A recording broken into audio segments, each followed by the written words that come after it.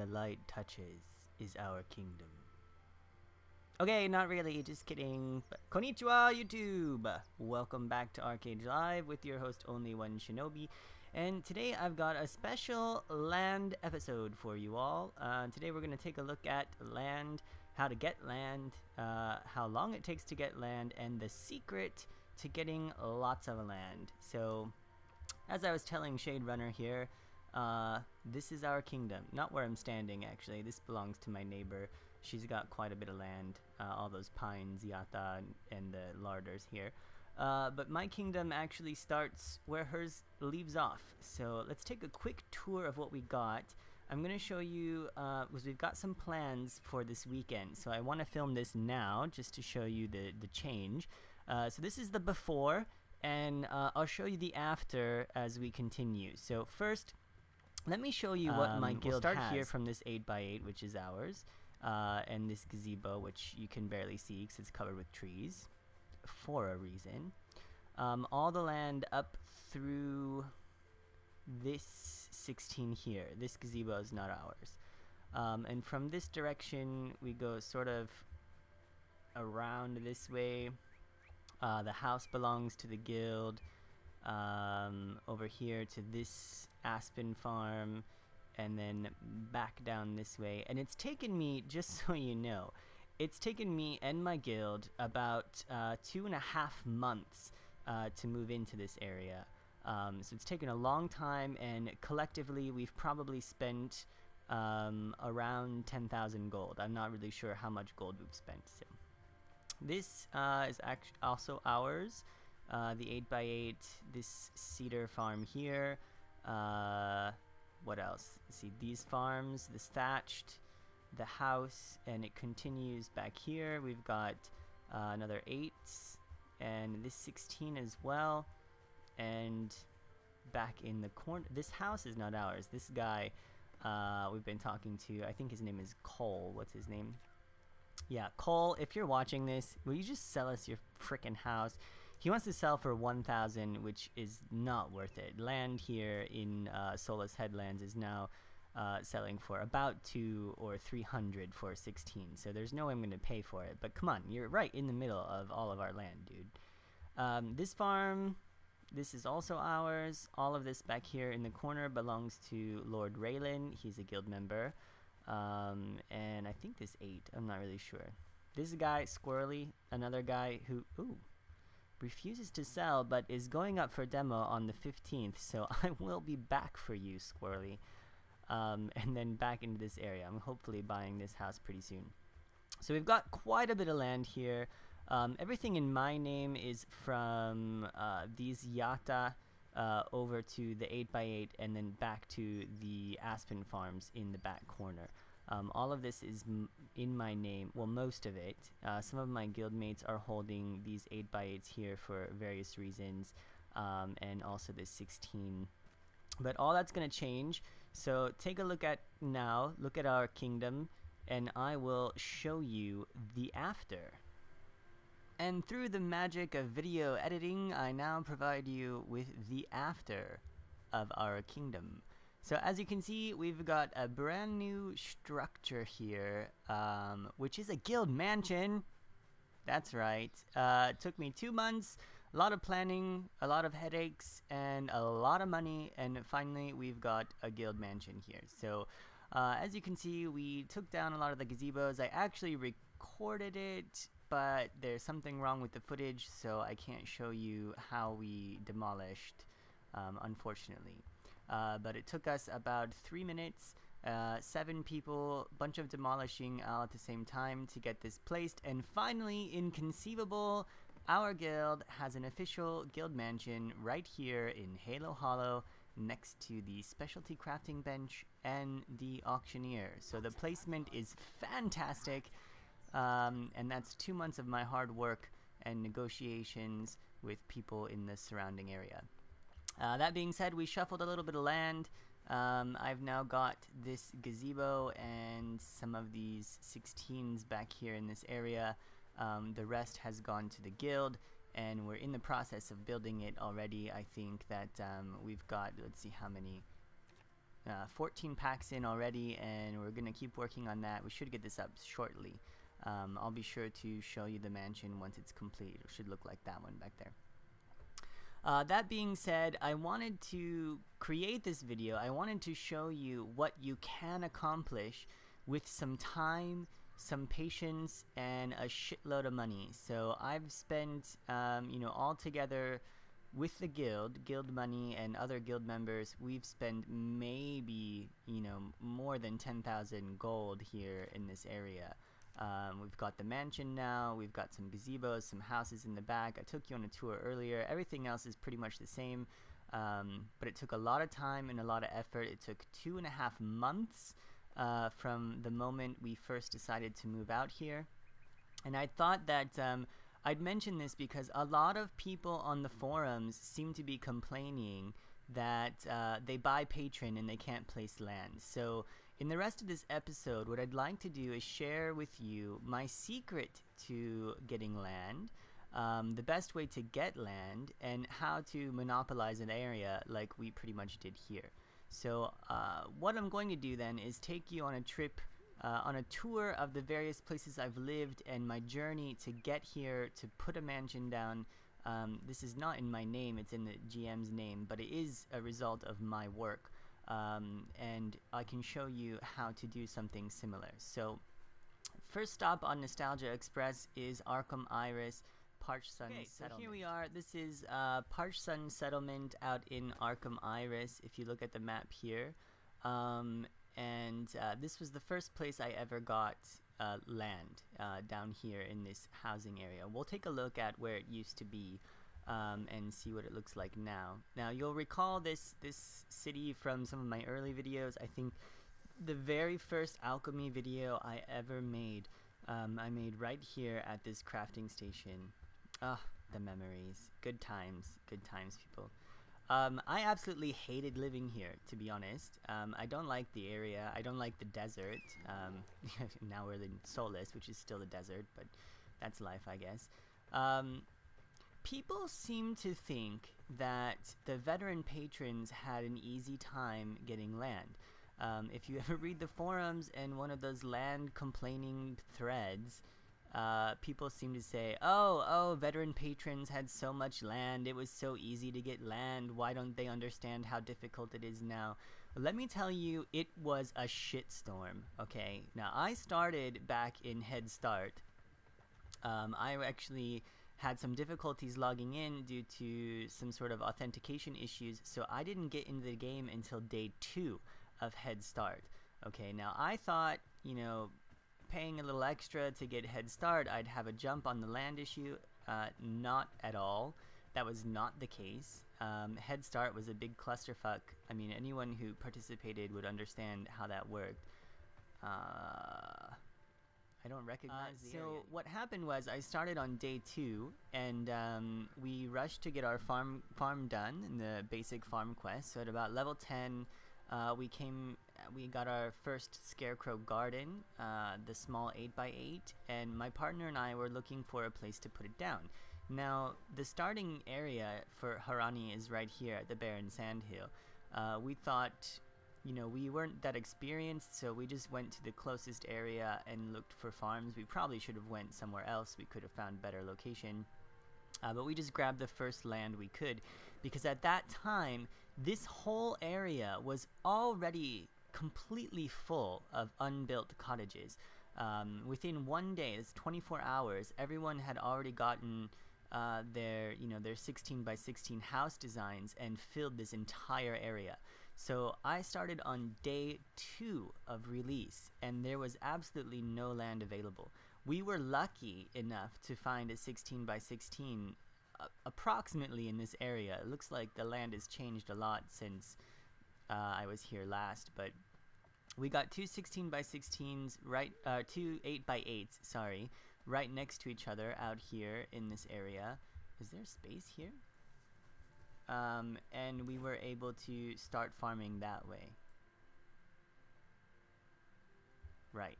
So as you can see now, there's land here, right? If you have an 8x8 design, just look around. I mean, you can easily put an 8x8 pretty much anywhere, and that's how you get started. Okay, you could come out here right now with your 8x8 Scarecrow Garden, place down an 8x8 and start farming. So if you are a patron and you're complaining about land, you just need to open your eyes. You need to take a look around. That being said, I realize 8x8s are pretty easy to come by now. When I started, it was extremely difficult. There was no space available at all. Everyone was holding everything and selling it for extremely high prices, which is just ridiculous. This guy's selling a 16 for 500. That's actually quite high at the moment. I'm not sure if anyone would buy this. Okay, so all of that said, we got our 2 8s here in Parched Sun Settlement, and we were stuck here for about a month or month and a half. That's all we had. Between 2 people, we had 2 8x8s, and we farmed the hell out of that shit. I think my partner was farming cotton and trees for tailoring, and I started farming just basic gathering supplies because I wanted to do alchemy. So this is where we started. Good times. We stayed here for about a month and a half before getting our first 16. So just let me repeat that. It took a month and a half for me, a paying patron in Head Start, to get my first 16. So all of you out there who are complaining about that need to take a chill pill and realize that land takes time. Okay, you can't just plop down a 24 by 24 and it's gonna be magically available to you as soon as you pay for patron. That being said, the first 16 I got was out in Windscour. We're gonna go take a look at that location now. I believe it's still actually in the guild, so we can go take a look at that. Okay, so the second stop on our land list is Windscour Savannah here in Skything. We're gonna have to go way up north where the farm was. It's a horrible, horrible location. It's so far from everything. But it was my first 16. I was excited to get it. You'll remember the episode where I mentioned getting my first farm. I think it was actually donated to me by a guildmate. Her name was Chuchi. She's no longer with us. But it was free. So my guild member decided she was moving out, wanted to change locations, and she gave me the land, the area, and I put down my own design. So I was lucky to be in a guild that was very generous, and they gave me this location. So we kept our farms we kept the 8x8s in Arkham, and we came out here to put down the first 16 that belongs to a guild member. His name is Vakian. We gave it to him for free. We got it for free. We gave it away for free. That's the whole idea. We keep it within the guild, and everyone's happy. So this was my farm for a very long time. You'll recognize it from various videos, like tree videos, planting videos, any other farming videos at the time. We had this one. We also had this farm on the other side of the unbuilt house, which now belongs to another guildmate. Again, we gave this land away for free. It's changed hands quite a few times. It's just free guild land. So that's just how it works, I guess. Yeah, other people in the guild had land out here, but we had these 2 16s, and then eventually over in this area, I had another farm.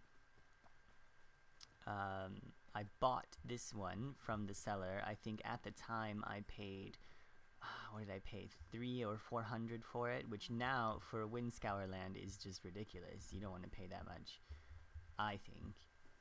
Oh look, this is going for demo, so if you need land, why don't you come here on the 19th, that's 4 days from now, and go for it. Probably no one will be here. No one likes Windscour really anymore. The other plot was somewhere around here. This now belongs to Rufus Rage, one of our more active members. Let's say hi. He's probably AFK at the moment. Hey Rufus! So that being said, we were out here in Windscour for another 2 months. So it took us a month and a half to get out here, and then it took us about 2 months to expand to 3 different farms.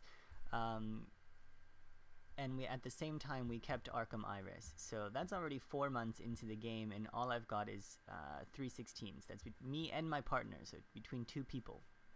We had 316s.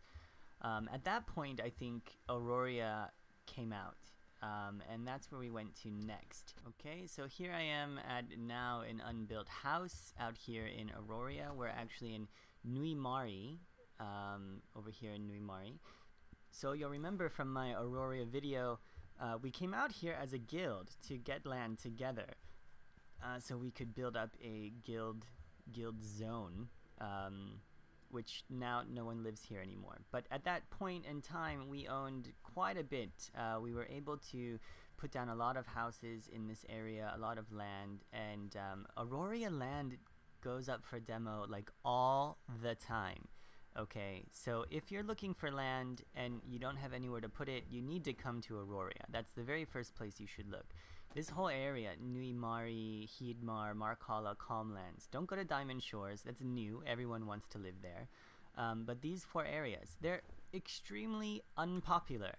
I understand that. It takes 3 stones to get out here, and the taxes are higher than in a normal area, but if you're complaining about not having land, you haven't looked.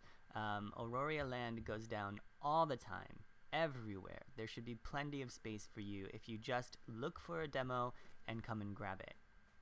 Okay, that being said, when we came out here, my partner was able to grab a 24. I believe this is his original house that he sold to someone else, and then I myself was able to grab a 16 originally back here in this area. And you'll remember, I think this was back in November, and I had this land up until most recently. Even when gazebos first came out, this is where I built my gazebo. You can check the gazebo video. That being said, we stayed out here, the guild stayed out here for quite some time. Ooh, Thunderstruck Tree. Congratulations, Hevitz, Inabi. You've got yourself Thunderstruck Tree. Of course, they own everything. So we were out here for quite some time. I think Auroria was released, what, November or December, and we expanded through demolitions. We didn't really buy anything because this land just drops all of the time. And so we expanded through demolitions. I was up to, I think, 3 or 4 16s when I was out here. My partner had 1 plus a thatched. And as you can see, the land that's left over here is owned by my guildmate Sora Lily. You can see his boobs, his anime on the wall here, and his snowmen. I guess he loves boobs and snowmen. That's life. Hey Sora. So he put down this 28, and he's got all of these bears. So he's the only one left out here, really. Everyone else has moved out. We were approached by Inabi. He owns the mansions in the back now, him and his guild, and they wanted to buy this entire area, which will probably turn out to be a wise investment in the near future with future updates. But for now, we figured it was a good time to get out, and we sold. As did everyone else in this area. I think Something Legit was over here. They sold as well. A lot of people sold it to Inabi, so he bought us out. Sora's still here. He's farming bears, and he's got a ton of them. Looks like he's got some pregnant bears, or some bears that just had sex. Anyway, it's probably all of the boobs from the anime. Now, at the same time, also owned land in Rookborn. You'll remember from our where is this at? Farm Rookborn. From the cheese larder videos. So I bought Rookborn land. I bought it with cash because I wanted to run larders. It was a good location, so let's go take a quick look out there. Okay, so here we are in Rookborn. It's owned by Psyche now, and it's going up for demolition. Do you see how this works? It's going up for demolition on the 18th. Come and get it, people. Come and get it. If you're a patron and you have a design and you're complaining about not putting land down, you just need to look around. That's going up for demo in 3 days. Come back in 3 days and put down your design. It's that simple. You might have to fight a little if someone else wants it, but in any case, I bought this land during the time we were living in Nuimari. I wanted to run cheese packs, and so I came out here and bought this land. I bought it for pretty cheap, and I'll show you why. If you see the edge of the, oh look, you can put an 8x8 here too. Start farming. You can see that the edge of the farm actually cuts into this, I don't know, post, whatever it is. So this land was actually pretty cheap. You can't fit a total of 8 larders like everywhere else. So I was able to buy this relatively cheap. Look at how many 8x8s are available here, people. So I bought this for maybe at the time 200 gold, which was pretty cheap at the time. I think Rookborn, I don't know how much it goes for now. And then we grabbed this one over here. I'm not sure if we paid for it or got it through demolition. Also going up. So the guy that I sold them to roughly 2 months ago is not paying his taxes. So you can come out here and get this land in Rookborn like now if you come out here. So here's where I ran larders. Originally I liked this spot because the airship tower is right there. You can just go up there with your cheese, take it to Falcorth, and make about 17 gold per cheese pack. But that became really tedious because it takes quite a bit of time. And so I started running the packs by cart up through the mountains, but that also became very tedious. And so I decided that it just wasn't worth my time anymore. And I sold them off to this guy here. His character name is actually Frin. I'm guessing he's not playing anymore. But his guild used to own this whole area out here in Rookborn. That said, it's going up for demolition, so come and get it, guys. So here we are in Solus. Now, you'll notice I was saying we bought this land. I bought the Rookborn land. We bought almost every single plot, probably every single plot we own here in Solus, we paid for. That's important to note. If you want to live in a high priority area or a popular area, you're going to have to pay for it. The demolitions will go down out here, but they're going to be contested. Other people are going to want it, and you're going to have to pay for it. So I understand some people don't want to pay land hackers. They don't want to people who hack land to benefit from it, but that's just life. If you want to live in a high traffic zone, you're going to have to pay for it. You have to understand that at this point in the game, I had been playing for almost 6 months, and I had the funds of an entire guild behind me. My GM authorized me to use the guild bank to purchase land for the guild members in this area. And so I started buying here by buying for 600. Every piece of land you see here we bought.